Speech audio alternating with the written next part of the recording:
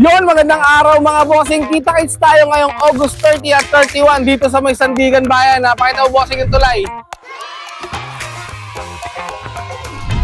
Ayan, kita-kits tayo dito ngayong August 30 at 31 dahil magbubukas na, mag-grand opening na dito ang laptop warehouse mga bossing, kung saan magkakaroon tayo ng laptop sa halagang 1,499 at sa desktop is 2,499 lang. At magkakaroon din tayo ng laptop at printer sa halagang 8,999 lang. At meron tayo dyan mga bossing na unit naka 50% off yan at magkakaroon din tayo ng PC sale mga bossing. Kaya kita-kits tayo ngayong August 30 at 31 dito mga bossing sa Sandigan Bayan, Quezon City. At dito lang banda yan, nasa may Commonwealth Avenue. Kita-kits mga bossing dahil din sa laptop warehouse, ang pinakamurang laptop at desktop sa Pinas.